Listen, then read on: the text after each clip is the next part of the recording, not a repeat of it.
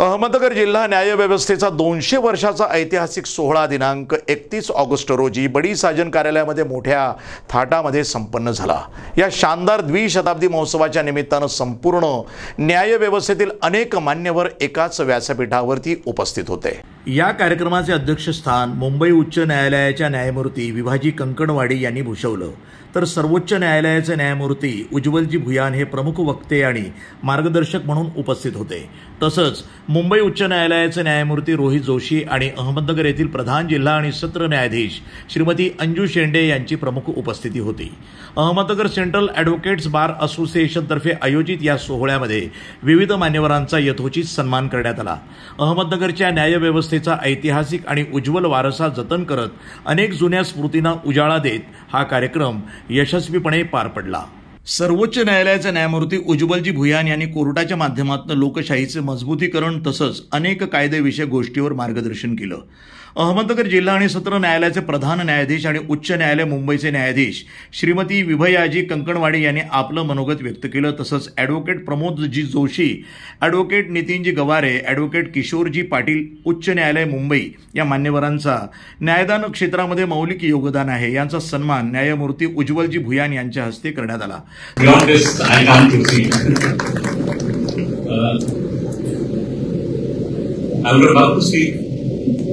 Beloved language, but I have my limitations. So it's better to be safe than to commit some great mistakes. By the respected DGP on the stage, the Superintendent of Police who is present here, Chief Executive Officer of the Jilla Parishad who is present here, all the respected judicial officers with whom I had a brief interaction in the morning today, learned advocates, all the elderly advocates who are present here, members of the Oswald Samaj Sangh, learned advocates, members of the public, my friends from the media, and my dear students of law. A very good morning, good afternoon to all of you. Seeing all the elderly advocates and felicitating them myself took me back to many years ago when the Bar Council of Assam etc. had felicitated my father on completing 50 years of practice. I realized how difficult to sustain a legal practice of 50 years. It is not true. And I always believe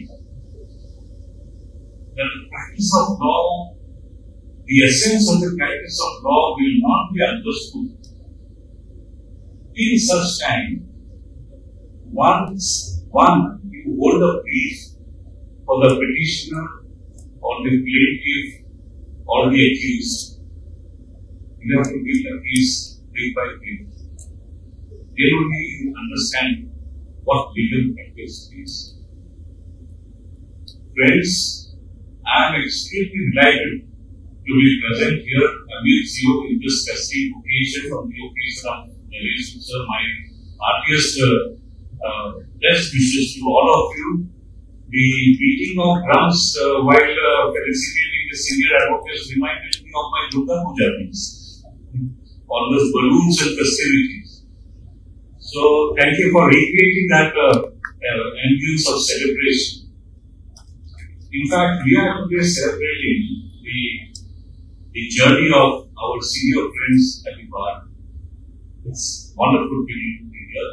तसंच 75 वर्ष पूर्ण झालेले अमृत महोत्सवी येथील Achyutrao Chaudhari, advocate Sharad Pallod, advocate Radhakrishnaji Pulate, advocate Ashokji Kothari, advocate A.K. Gugale, advocate Vishwasrao Athare Patil, advocate Achyutrao Pingale, advocate P.D. Munot, advocate A.S. Gandhi, advocate IP Kazi, advocate Jagdish Khandelwal, advocate SS Kakani यांचा सत्कार न्यायमूर्ती उज्ज्वलजी भुयान यांच्या हस्ते करण्यात आला. सेंट्रल ॲडव्होकेट्स बार असोसिएशनचे अध्यक्ष ॲडव्होकेट अशोक कोठारी यांनी नगर जिल्ह्याच्या ऐतिहासिक थोर उज्ज्वल परंपरेचा मागोवा घेत न्यायदान प्रक्रियेतील महनीय योगदानाचा कृतज्ञतापूर्वक उल्लेख करून व्याख्यानमालेच्या आयोजनातून मिळणाऱ्या समृद्ध ज्ञानाचा, अनुभवाचा नव्या पिढीस प्रेरणा मिळून न्याय सर्वांसाठी या तत्वानुसार न्यायदान प्रक्रियेला गती मिळेल असा विश्वास व्यक्त केला. त्यांनी छोटी वर्णना केलेल्या होत्या त्या सगळ्यांचा लेखक होता.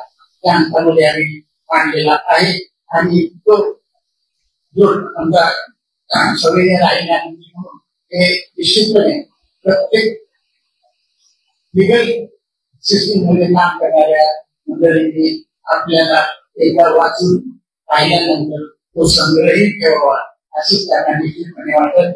असे न्यायमूर्ती प्रकाशन सुद्धा त्या ठिकाणी केले. त्याच्यामध्ये ऐतिहासिक दस्तऐवज म्हणून प्रेरणादायक ठरतात. या छोटी ग्रंथाचे संपादनासाठी मला त्यांचा रेफरन्स दिला नाही तर ते चूक होईल. आमच्या माझे सहकारी अशोक कुरापती यांनी तो ग्रंथ लिहिण्याकरता अतिशय मुलाचं मार्गदर्शन सहकार्य होते. ठिकाणी जाऊन सुंदर गोळा केली, माहिती गोळा केली आणि या प्रमाणाने तो स्मृतिबद्ध जो काय मंदिर आहे तो या ठिकाणी मी पुन्हा एकदा गाडीवर प्रश्नांचा उल्लेख या ठिकाणी करतो. जिज्ञासू वाचकांनी या स्मृतिग्रंथाचे प्रतिक्रियाद्वारे स्थापित केलेले आहे. न्यायालयीन स्तरावरही त्याची नोंद चांगली म्हणून देण्यात आलेली आहे. इतर जिल्हा न्यायालयाच्या शताब्दी नोंदवासाठी या ग्रंथाची मागणी होत असून त्यांचाही मार्गदर्शक पथदर्शी ठरत आहे. त्याचा उल्लेख करताना मला या ठिकाणी निश्चितपणे आनंद होत आहे. जिल्हा सहकारी वकील ॲडव्होकेट SK पाटील यांनी आभार मानले. प्रसाद बेडेकर यांनी सूत्रसंचालन केलं. सौ अमृता बेडेकर यांच्या पसायदान या शानदार सोहळ्याची सांगता झाली. कार्यक्रमास जिल्ह्यातून परळ जिल्ह्यातून न्यायदान प्रक्रियेतील न्यायाधीश, विधिज्ञ, विविध क्षेत्रातील मान्यवर, कायद्याचे अभ्यासक, विद्यार्थी मोठ्या संख्येनं उपस्थित होते. या कार्यक्रमाच्या यशस्वीतेसाठी सेंट्रल ॲडव्होकेट्स बार असोसिएशनचे पदाधिकारी आणि सभासद वकील मंडळाचे मोलाचे सहकार्य लाभले. अनेक प्रश्न अनेकदा निर्माण होत असतात. सर्वोच्च न्यायालय हे न्यायाच्या दृष्टीने न्याय देणारे सर्वोच्च न्यायपीठ असल्यामुळे न्यायाचं खरा अर्थ काय आहे आपण हे त्यांच्याकडून शिकत असतो आणि यालाच अर्थदृष्टी आपल्याला उच्च न्यायालयाकडून मिळत असते. तर आजच्या या प्रसंगी अहमदनगर सेंट्रल बार असोसिएशनने हा कार्यक्रम आयोजित केला आणि त्यामुळे आम्हाला संधी प्राप्त झाली. त्यासोबतच मी असं म्हणेन की वकील वर्गांना सुद्धा, कारण न्यायाधीश म्हणूनच वकील आणि वकिलीतूनच आलेले सगळे न्यायाधीश आहेत, तर वकिलांना सुद्धा या सगळ्या संकल्पना सखोल आणि योग्य प्रकारे माहिती असणे गरजेचे आहे. विशेषतः किंवा असे काही व्याख्यानमाले संबंधी व्हायला माझ्या कायद्याच्या ज्ञानात पडणार आहे तसंच माझ्या न्यायाधीशांना माझं वकील वर्गाला पडणार आहे. सर्वांनाच न्यायिक बाजूनी माहिती असणे गरजेचं आहे. इथे बसलेले काही लॉ कॉलेजचे विद्यार्थी आहेत, त्यांना सुद्धा मुळापासूनच ही गोष्ट माहिती असणं अपेक्षित आहे. मी अपेक्षा अशी करते की ह्या सगळ्या कार्यक्रमामधून माझं काय आयोजित झालेला कार्यक्रम आहे ह्याच्यातून जे येणारे आमचे विचार, आम्ही जे घेणार आहोत त्या विचारांचा प्रभाव आमच्या दैनंदिन दैनंदिन कामांमध्ये आणि तसंच आपल्या हातून होणारे निर्णय किंवा आपल्या हातून होणाऱ्या पक्षकारांची पैरवी यांच्यावर त्यांचा परिणाम होणारच आहे. I would request all of you to just understand what logic is going to explain us. What is given in the Constitution and what is required in the democracy. Probably we are not able to interpret it in the proper sense or the exact sense for which the process are made. As an advocate, the first duty that you owe to the judge, also to your client, because ultimately you are get only relief from the judgment, is to keep the judge engrossed. Your submissions should be brief and to the point. from my personal experience of 10 months now, and a short experience of 10 years, 10 months also. If the submissions go morose, then the judge you are most likely to lose the grip of the matter, the judge is not going to be listening. And why? So the first act of advocacy is to be to the point, precise, and keep the judge engrossed. If possible, also entertaining. Political power enforce social justice, protect fundamental rights, and ensure transparency in democratic process. Courts are the protectors of the rights guaranteed to the individuals by our Constitution. It is not that one has to approach. In certain matters, the powers and jurisdiction is vested in the trial courts also. Take the example of provision under section 91 of CRS. It is equivalent to the writ of habeas corpus. All the facets would be explained by Honorable Lordship.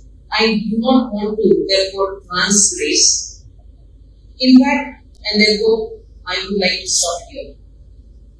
I once again welcome Honorable Lordship, Madam Leon, to my guardian district, and thankful to him for enlightening us on the topic. NTV news Marathi, Ahmednagar.